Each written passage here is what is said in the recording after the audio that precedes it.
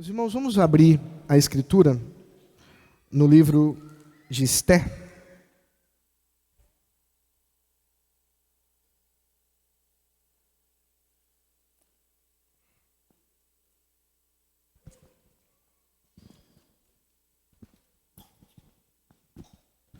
Esther, capítulo 5.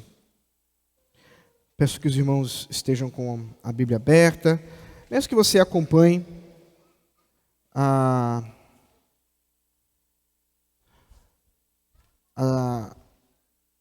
projeção, mas se você puder ter sua Bíblia em mãos aí, é sempre bom para que você possa consultar enquanto está ouvindo a exposição do texto. Livro de Esther, capítulo 5.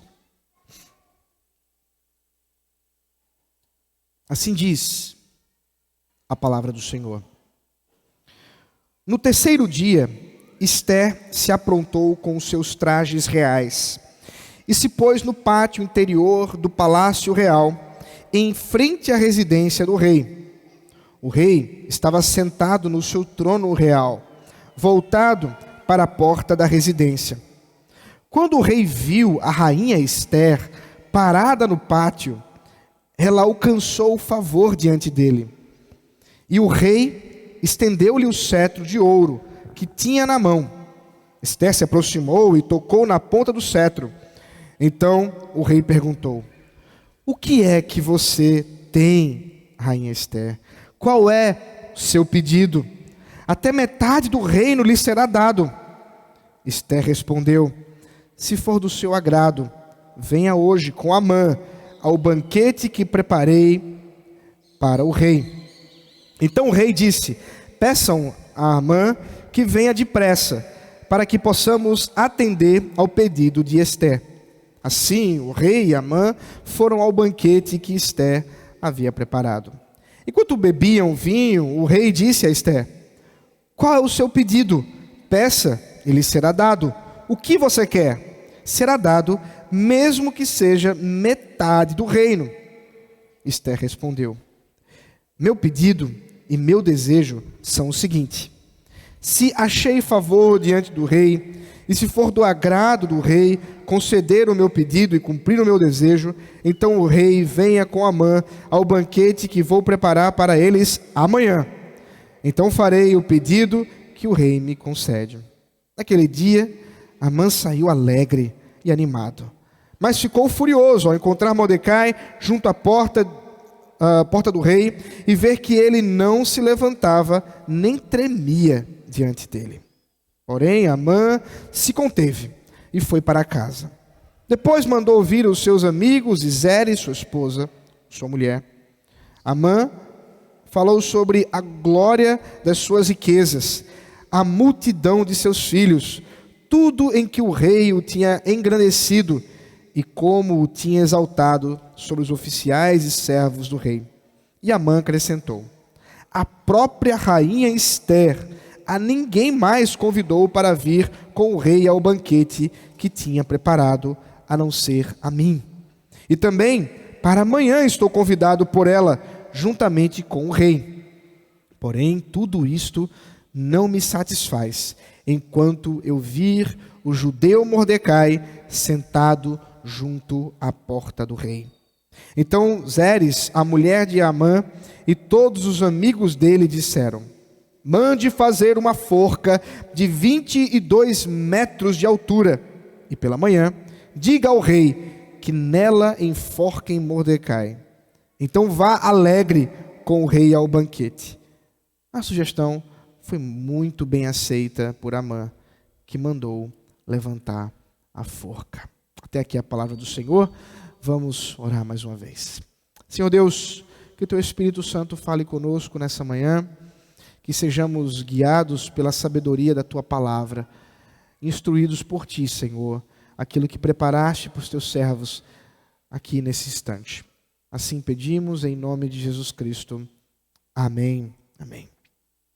É curioso entender ou perceber como que a visão estética da cultura popular, especialmente do cinema, da literatura, conta as histórias de grandes heróis especialmente quando o que nós vemos quase que repetidamente, aquela mesma estratégia literária, aquela mesma estratégia de filmes, quando que grandes e poderosos inimigos se levantam contra pequenos povos, pequenos grupos, pessoas que parecem invisíveis, ignoradas pela maioria das pessoas naquela história, e que na verdade, num grande movimento da narrativa, tornam-se heróis, exatamente porque ousaram, exatamente porque resolveram em si mesmas fazer o bem a despeito das suas vidas, considerando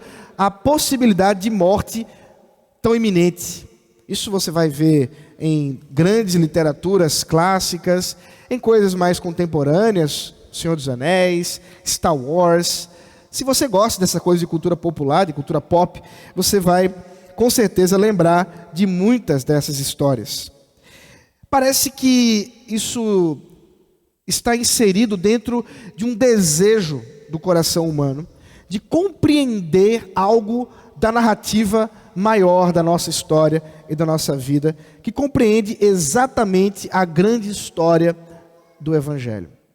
Uma história como essa que acabamos de ouvir, de ler, ela reverbera algo muito maior do que ela mesma, claro, porque ela mostra o problema da esperança ou da desesperança. Porque nós vivemos dias, e não somente hoje, mas nós estamos inseridos num mundo quebrado de desesperança, em que muitas vezes os inimigos que se levantam diante de nós são inimigos tão maiores do que nós, com tanta força, poder, status, que simplesmente estão prestes a nos engolir, a nos destruir. E nós, pequenos como somos, não temos nada a fazer. Portanto, parece que a cultura popular clama por heróis, por pessoas que se desvencilhem do seu próprio conforto e das suas próprias vidas, para que possam ir em direção a fazer o bem, às vezes produzindo sua própria morte. Essa verdade que nós vemos na literatura, mesmo ficcional, é claro que ela aponta para um desejo de esperança, para um desejo de conforto.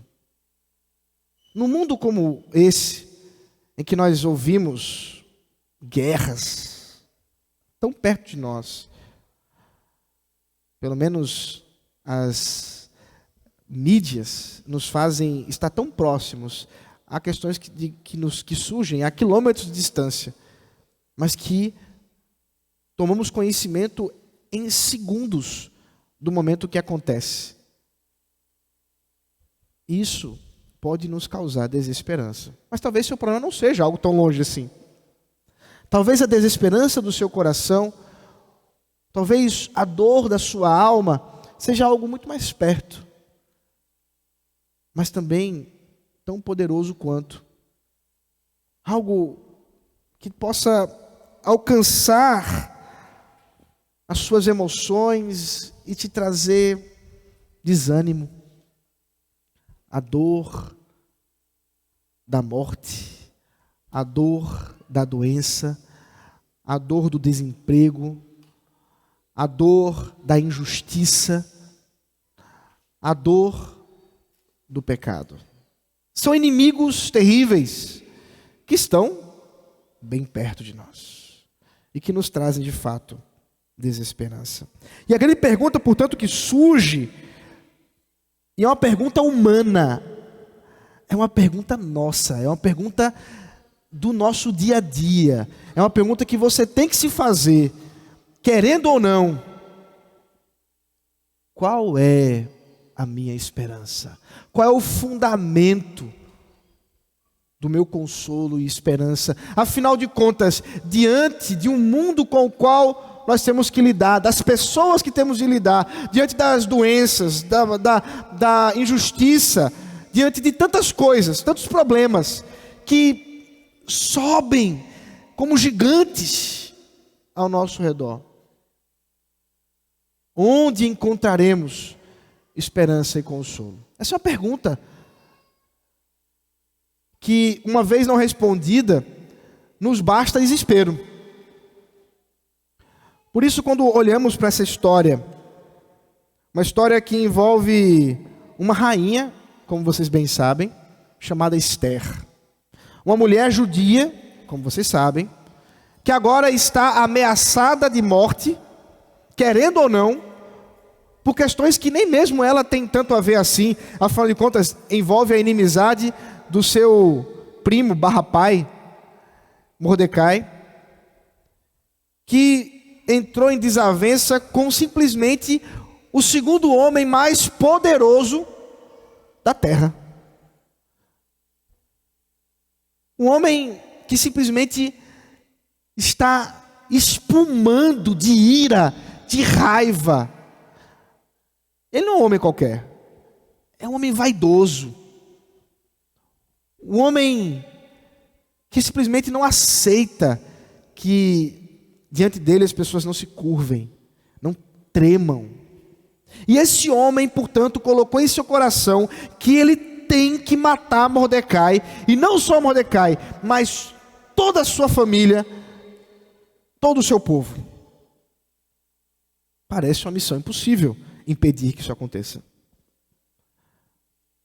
Por isso nós vemos essa história que já temos lido em capítulos anteriores, onde agora Esther, tendo juntamente com Mordecai ordenado, convocado ao povo judeu que entrasse num jejum de 3 dias, e ao final desses 3 dias, ela então faria alguma coisa. A ideia de 3 dias está presente no Antigo Testamento de algumas formas, e talvez você lembre de algumas histórias. Eu posso lhe contar 2. Quando Abraão foi chamado pelo Senhor para sacrificar o seu filho Isaque, por 3 dias Abraão caminhou até que finalmente chegasse no Monte Moriá. Quando chegou ali, no monte de onde Deus proverá, eles subiram para aquele momento em que Deus mostrou sua graça e misericórdia sobre a vida de Abraão. Você também pode lembrar, e essa é mais fácil, dos 3 dias que Jonas ficou no ventre do peixe, quando estava no mar, à deriva. São símbolos históricos que apontam para uma condução entre vida e morte. E não à toa, meus irmãos, não à toa, esses 3 dias serão tão valiosos para nós, lá na frente, quando nós ouvimos a história de Jesus Cristo. Esther, portanto, passa esses 3 dias em jejum, diferente daquele ano que ela passara se preparando esteticamente, com banhos medicinais, com banhos cheios de riqueza, para se mostrar ao rei e vencer aquele concurso terrível de ser a esposa do rei. Mas agora, por 3 dias, ela preparava não o seu corpo, ou não somente o seu corpo, mas a sua alma, para estar diante de alguém que simplesmente poderia ordenar a sua morte em segundos, por infringir uma lei básica e fundamental. Ninguém poderia se apresentar diante do rei sem que ele lhe convocasse, sem que ele lhe chamasse. Mas ela iria fazer isso. Ela precisava fazer isso. Portanto, durante esses 3 dias, ela ficou assim. E agora, se apresentaria diante desse homem, o homem mais poderoso da terra. Há esperança? Há consolo? Essa história, é claro, ela nos prepara para a grande história da redenção em Jesus Cristo. Portanto, é mais uma vez uma daquelas histórias do Antigo Testamento que nos levam a considerar como Deus, mediante a vida do seu povo, foi dando pequenas sementes, pequenos flashes daquilo que ele haveria de mostrar ao entregar o seu Filho Jesus Cristo. Porque na verdade há uma resposta para essa pergunta. Há esperança? Há consolo? Sim. A nossa esperança, a nossa única esperança é o perfeito mediador, Jesus Cristo. E essa história aponta para Ele. Eu quero mostrar isso para vocês hoje. Primeiro, versículos de 1 a 2 nos mostra que nossa esperança está no favor, na graça do Senhor. Assim nós vemos, por favor, mais uma vez, volte os seus olhos para o texto, sua atenção à palavra de Deus. No terceiro dia, Esté se aprontou com seus trajes reais e se pôs no pátio interior do palácio real, em frente à residência do rei. O rei estava sentado no seu trono real, voltado para a porta da residência. Quando o rei viu a rainha Ester parada no pátio, ela, a rainha, alcançou graça, favor diante dele. Isso tem sido dito pelo autor do texto várias vezes. Você que está conosco nas exposições tem observado isso. O autor se preocupa em mostrar que vez após vez Ester está sempre alcançando o favor diante de pessoas-chave na história. Isso aconteceu com os eunucos que cuidavam dos haréns do rei, seja o harém das virgens ou o harém daquelas que já haviam se deitado com o rei. Nós vimos isso um pouco antes. Lembra que essa história ela é cheia de perversidade, de uma época em que este homem com tanto poder usava isso para também usar dessas mulheres que não tinham muita opção, ou que talvez das melhores opções que poderiam ter, esta de ser do harém do rei fosse a melhor. Mas o fato é que Assuero agora olha para Ester ali e ela alcança graça.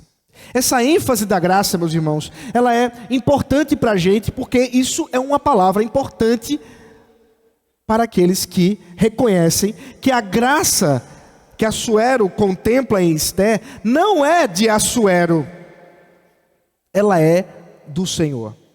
Ela é do próprio Deus, quem está ali preparando todos os momentos históricos para que finalmente nós vejamos a sua glória em salvar o seu povo das mãos de um inimigo cruel como Amã. E como eu já disse, Ester havia buscado o Senhor em jejum e oração por 3 dias. Aqui, é claro, nós estamos contemplando uma virada na história dessa mulher. Porque se você tem observado a personagem Ester, ouvido o que nós temos dito, não era de se esperar tamanha piedade dessa mulher. A história dela é uma história toda confusa, em que ela entra nesse concurso de beleza, seja com intenção ou sem intenção, seja porque foi sequestrada ou não, mas o fato é que ela está agora em casamento com um homem ímpio, mau, terrível, e ela é mulher dele. E portanto, necessariamente, ela está envolvida com tudo que ele faz. Nós vimos que apesar disso, o próprio fato dela estar ainda na Pérsia, o próprio fato dela ainda estar ali quando deveria estar em Jerusalém, conforme Deus chamara o seu povo para adorá-lo no templo, para a restauração dos muros de Jerusalém, só por estar ali, isso já denuncia essa mulher. Mas observe, agora essa mulher, ela está envolvida com uma disciplina espiritual das mais importantes: a oração, o jejum. Eu sei, queridos, que nós vivemos em tempos em que o evangelho tem sido barateado, e exatamente por causa das distorções do evangelho, as pessoas também distorcem o que são as disciplinas espirituais, como a oração e o jejum. E as distorções são de várias ordens. Por exemplo, confunde-se jejum santo, jejum, disciplina espiritual, com dieta. O máximo que você vai conseguir é ficar com fome ou talvez perder algum peso. mais favor espiritual, mais fervor espiritual, mais fortalecimento da alma, dificilmente você vai alcançar se simplesmente você fecha sua boca para a comida, mas também fecha sua boca para a oração.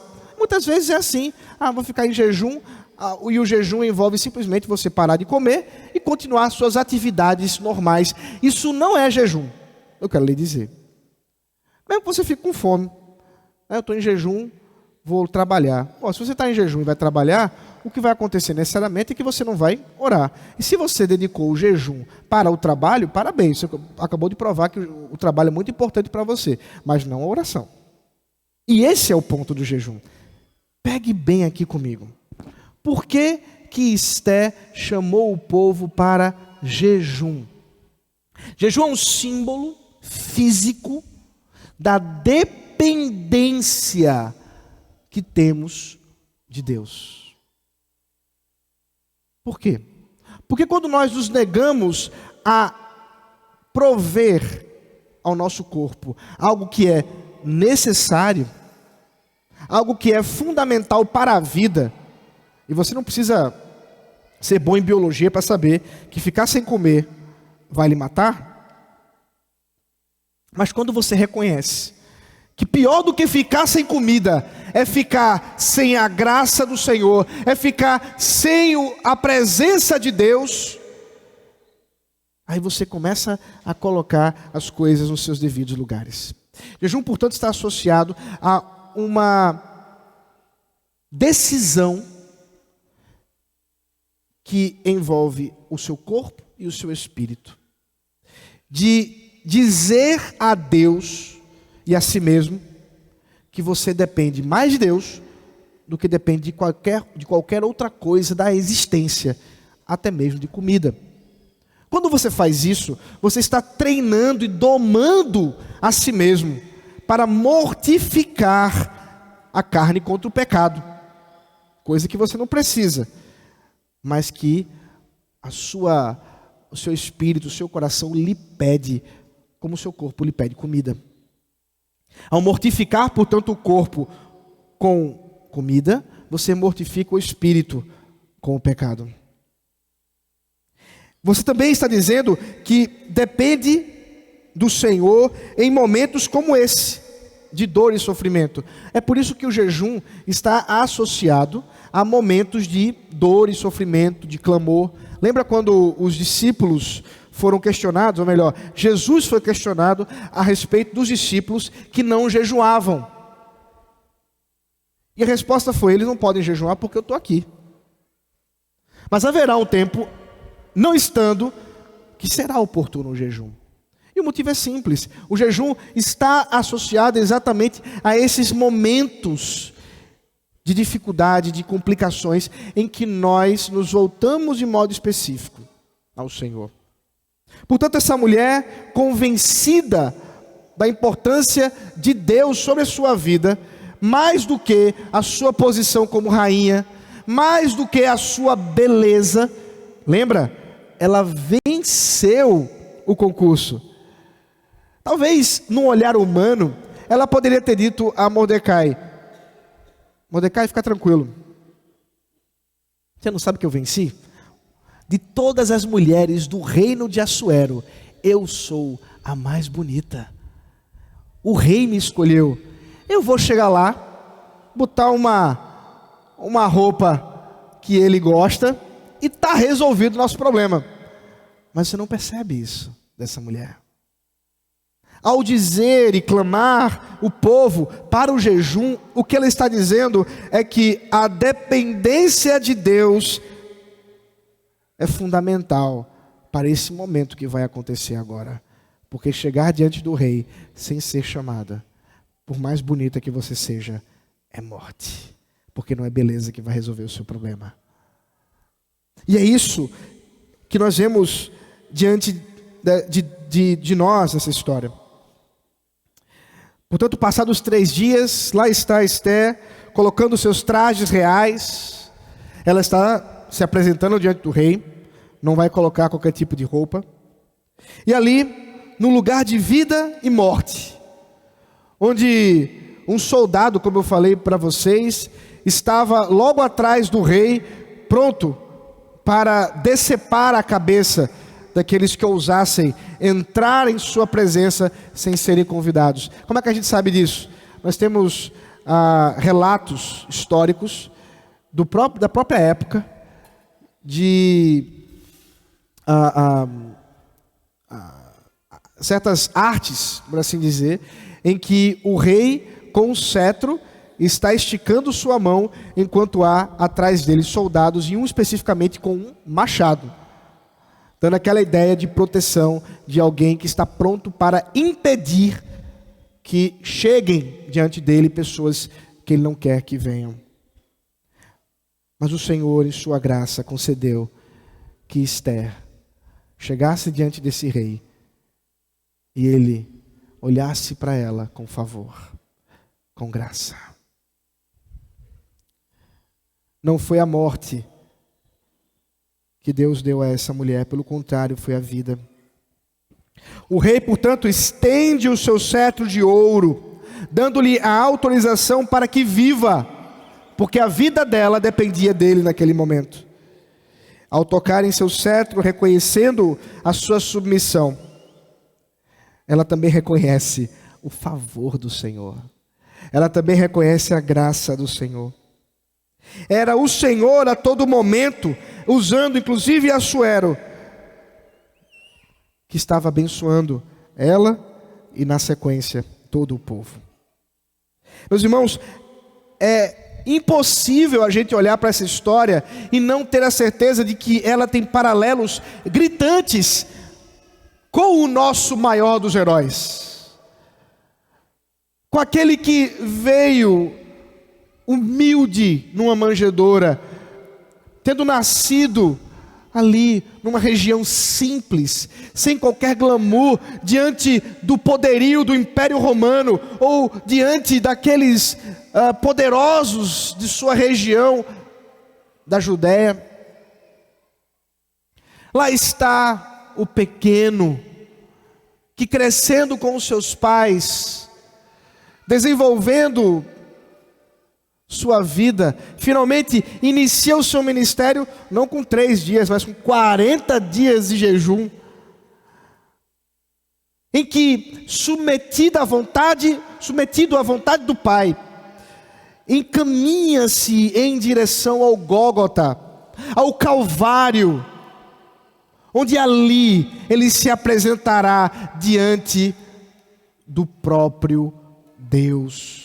Ele, sendo Deus, diz o texto, não usurpou o seu título, como se isso lhe fosse uma garantia de que poderia chegar até ali de qualquer jeito, mas nós vemos a seriedade histórica, quando no Getsêmani, ao suar sangue, o seu clamor: afasta de mim este cálice, afasta de mim a possibilidade do que está para acontecer, quando os pecados dos homens são derramados sobre ele, para que nós, pecadores, pudéssemos entrar diante deste rei, que é muito maior que Assuero, e também muito mais poderoso para destruir. O que nós vemos, portanto, é que o Senhor Jesus Cristo, em sua obra expiatória, muito mais do que o que a rainha Esther poderia fazer, nos alcançou, não a salvação meramente física, que em breve nós veremos mais à frente, mas a salvação espiritual e eterna, de uma união com Deus, meus amados irmãos. Portanto, olhando para esse mundo quebrado, mas olhando para Cristo, nós podemos ter esperança, porque Ele nos deu vida. Isso não nega que este mundo tenebroso nos ofereça dor, sofrimento, morte, mas nos dá a certeza de que Ele venceu por nós, e em Cristo podemos ter esperança, porque Ele é o nosso mediador. Versículo 3 ao 8 nos mostra Esther exatamente mediando o conflito numa estratégia muito curiosa de banquetes ébrios à moda Assuero. Vocês lembram? Assuero gostava de banquetes regados a muita bebida. E nós vimos isso lá no capítulo 1, quando ele, embriagado, chama por Vasti. E ela não vem. Se nega a vir. Mas agora, o inverso acontece. A mulher que fora convocada não veio. Perdeu o reino. A mulher que não foi convocada veio. E lhe é oferecido metade do reino. E ela ainda oferece ela mesma um banquete ao rei e, como veremos também, ao próprio Amã. Aquele que intencionalmente está pronto para matá-la, ainda que ele mesmo não saiba. Mas ela sabe. Porque ela está ali agora como uma mediadora. Não porque ela está apenas salvando a sua própria pele, mas ela sabe que está fazendo algo muito maior. Porque ela poderia simplesmente, veja meus irmãos, se Assuero pede a ela metade, ou diz a ela, oferece a ela metade do seu reino, será que ela não poderia dizer, não, eu só quero minha vida? É claro, mas o que ela está para pedir em breve é algo muito maior. É a cabeça deste que tenta matar o seu povo. Isso vai ser mais para frente. A história, os capítulos nos impedem de irmos mais à frente, na história, porque o autor quer nos dar esse gostinho aí de suspense. Tem muito suspense nessa história. A gente já sabe, então fica mais difícil de sentir o suspense. Mas imagine a vontade absurda de saber o que está para acontecer quando ela finalmente pedir o que ela tem intenção de pedir. Mas até então, ela se apresenta como uma mediadora. Uma mediadora que sabe muito bem o que está fazendo, porque sua estratégia é embriagá-los. É tornar as suas consciências mais diminutas, apesar de serem acostumados a beber. Ela não deu um banquete, deu 2 banquetes. E esse banquete todo, nesse banquete todo, ela tem uma estratégia. Num governo etílico e ébrio, está sendo preparado um grande golpe em favor do nosso Deus. Porque, meus amados irmãos, não tem governo mau, governo que se envolva em injustiças e maldades, mesmo governos que são dirigidos e guiados por consciências enfraquecidas pelo vício, pelo álcool, como vemos em nossos dias. Se nos fosse dada a oportunidade, e graças a Deus que não é, de assistirmos à vida dos políticos que nós mesmos colocamos ali no governo, seria constrangedor, não é? Uma espécie de reality show político, onde veríamos os seus banquetes bacanais, festas regadas a dinheiro público, e que para nenhum de nós é novidade, nem escandaliza. Nenhum de vocês vai se levantar e vai dizer, pastor, que mentira, isso não acontece. Esther também sabia do que acontecia diante dos seus olhos. Mas sabe de uma coisa? Assim como aconteceu com Esther, onde Deus continuava reinando, nós também temos um rei que reina acima desses governantes. O Senhor Jesus Cristo é nossa esperança e consolo, porque alcançou dignidade e honra para nós diante do Senhor. Ainda que governos maus, com suas festas, possam parecer uma grande zombaria, eles não estão fora do poder de Deus, do governo de Deus, do governo de Cristo e dos seus planos. Não estão. Porque o nosso mediador é rei acima dos encontros secretos dos poderosos deste mundo. O nosso mediador é rei acima dos encontros secretos dos poderosos deste mundo. E no alto de seu orgulho, esses homens perecerão e nem sabem que eles mesmos estão cavando sua própria cova. É o caso de Amã. Veja comigo o finalzinho do texto. Versículo 9 a 14, nós vemos Amã saindo alegre, serelepe.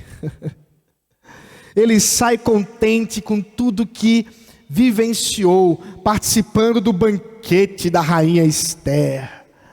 E agora ele se encaminha para a sua casa. No caminho, ele encontra com seu inimigo, Mordecai. E o texto nos dá clareza do coração maldoso de Amã. Por quê?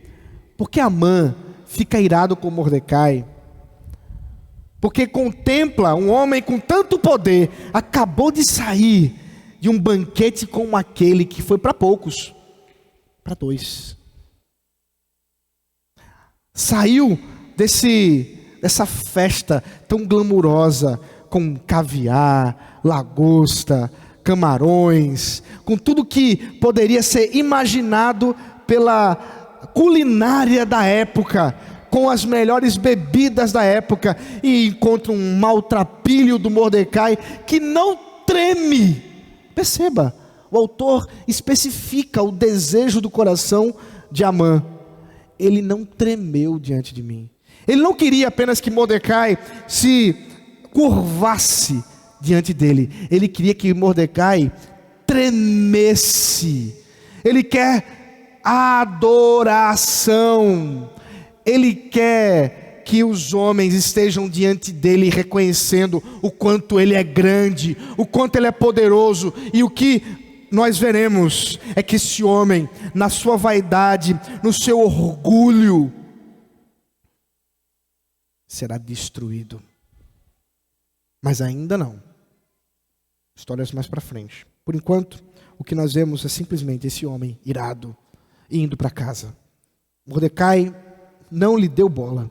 Como um homem tão importante quanto ele, com tanto poder, com tanta glória, foi desprezado por um qualquer como Mordecai? Chega em casa, chama os seus amigos, parece que ele fez uma nova festa, não sei. E lá ele conta dos seus grandes feitos, do quanto ele é poderoso, do quanto ele é importante.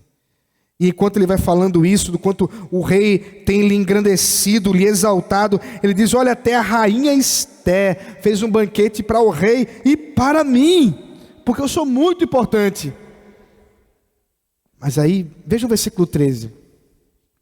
Ele dizendo, ele está falando para os seus amigos e sua esposa: porém, tudo isso não me satisfaz. Nada disso é o bastante. Sabe por quê? Porque eu vejo o judeu Mordecai sentado vivo junto à porta do rei. Meus irmãos, orgulho e vaidade não tem limites. Poder, glória, riquezas, bebedices, glutonaria, essas coisas não têm limite não. Todo dia é querer mais, é querer mais, é querer mais. E simplesmente por não perceber da parte desse homem o tremor, ele não se satisfaz, ele quer a morte. E aí vem o conselho dos seus amigos e de sua esposa. Versículo 14. Então Zeres, a mulher de Amã, e todos os amigos dele disseram: mande fazer uma forca de 22 metros de altura pela manhã, e pela manhã diga ao rei que nela enforquem Mordecai. É que eu não posso ir para o capítulo 6. Se eu fosse, e quem não conhece a história iria ficar de cabelo em pé. Mas você pode ir, né? Você pode ir além, eu que não posso. Mas o capítulo 6 é um plot twist, é uma mudança completa das expectativas de Amã mas isso é uma outra história. Vamos deixar para o domingo que vem. O fato é que esse homem constrói a sua forca. E por sua, eu quero dizer as duas coisas. Sua porque foi ele que fez. E sua porque em breve ele será enforcado nela. Mas calma. Isso é um assunto mais para frente. Quando a gente olha para essa história, meus irmãos, a gente percebe como que nós somos chamados a nos voltar à confiança do Senhor. A confiar no Senhor. Não importa o tamanho dos poderosos. Não importa a sua riqueza, a sua vaidade. Não importa a roupa que vistam, se é uma toga, um paletó, o que quer que seja, esses homens não têm mais poder que o nosso Deus. Não importa a sua vaidade a ponto de acharem que não podem ser criticados, que não podem ser analisados e avaliados. Não importa. Sabe por quê? Porque diante de todos os homens, Deus é maior. Somos todos nós levados a considerar a nossa pequenez diante desses poderosos, vaidosos, viciados, inimigos da justiça. Mas ao mesmo tempo, somos todos levados a considerar a nossa esperança. Quero concluir citando aqui o Catecismo de Heidelberg. Nós já vimos esse catecismo aqui em nossos cultos, mas a primeira pergunta do catecismo é exatamente essa: qual é o único consolo da minha vida e morte? A resposta: meu consolo na vida e na morte é que não pertenço a mim mesmo, mas pertenço de corpo e alma, tanto na vida quanto na morte, ao meu fiel Salvador Jesus Cristo. Ele pagou completamente todos os meus pecados com o seu sangue precioso e libertou-me de todo o domínio do diabo. Ele também me guarda de tal maneira que sem a vontade do meu Pai Celeste, nem um fio de cabelo pode cair da minha cabeça. Na verdade, todas as coisas cooperam para a minha salvação. Por isso, pelo seu Espírito Santo, Ele também me assegura a vida eterna e faz-me disposto e pronto de coração para viver para Ele de agora em diante. Amém. Vamos orar. Senhor, obrigado pela Tua palavra maravilhosa, o encorajamento que ela nos traz diante da desesperança deste mundo. Que não estejamos nos voltando, ó Deus, para falsas esperanças que este mundo pode oferecer. Poderes políticos, poderes de outra ordem, recursos, instrumentos de enebriação da nossa mente, de simplesmente, ó Deus, tentarmos enganar os nossos corpos para que não sintamos o sofrimento, como se isso pudesse bastar, mas não basta. Na verdade, Senhor, Tu nos chamas a olhar para Cristo, o nosso Redentor e Mediador, a vermos como Ele é a nossa esperança, e que pertencemos, ó Deus, a Ti por meio dEle, e por causa disso podemos ter conforto, consolo. Essa é a nossa esperança, esse é o nosso consolo, e portanto, Senhor, dá que isso esteja claro diante dos nossos olhos, do nosso coração. Que o Teu Espírito Santo aplique em nós isso. Em nome de Jesus Cristo. Amém.